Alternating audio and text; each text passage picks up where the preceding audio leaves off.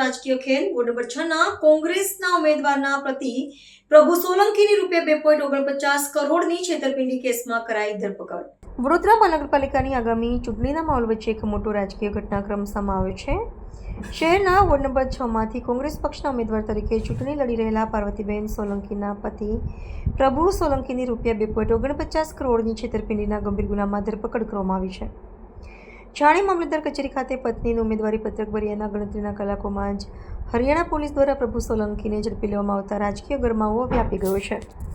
પ્રાપ્ત વિગતો અનુસાર ગત 13 ફેબ્રુઆરી 2026ના રોજ હરિયાણાના ગુરુગ્રામ પોલીસ મથકની હદમાં પંચગાંવ નજીક આ છેતરપિંડીની ઘટના બની હતી। આરોપી પ્રભુ સોલંકીએ સસ્તામાં ચાંદીના 300 સિક્કા આપવાની લાલચ આપી હતી અને વિશ્વાસ કેળવવા અસલી સોનાનો સિક્કો બતાવીને કુલ ₹2.49 કરોડનો ચૂનો ચોપડ્યો હતો। આ મામલે ગુરુગ્રામ પોલીસે વડોદરા ક્રાઇમ બ્રાન્ચ અને ફતેગંજ પોલીસને સાથે રાખીને સંયુક્ત ઓપરેશન હાથ ધર્યું હતું અને નકલી સોનાના સિક્કા પધરાવવાના કૌભાંડમાં આરોપીની ધરપકડ કરી તેને હરિયાણા લઈ જવા માટે રવાના થયા હતા। પોલીસની આકસ્મિક કાર્યવાહીને પગલે કોંગ્રેસના ઉમેદવાર પાર્વતીબેન સોલંકીએ ભારે હોબાળો મચાવ્યો હતો। જોકે કાયદાકીય પ્રક્રિયા મુજબ પોલીસે કડક કાર્યવાહી કરી આરોપીનો કબજો મેળવ્યો હતો। ઉલ્લેખનીય છે કે પકડાયેલ આરોપી પ્રભુ સોલંકીનો ગુનાહિત ઇતિહાસ રહ્યો છે અને ભૂતકાળમાં પણ તેની સામે વિવિધ પોલીસ મથકોમાં છેતરપિંડીના અનેક ગુનાઓ નોંધાઈ ચૂક્યા છે। ચૂંટણી ટાણે જ બનેલી આ ઘટનાથી સ્થાનિક રાજકારણમાં ભારે ચર્ચા જાગી છે।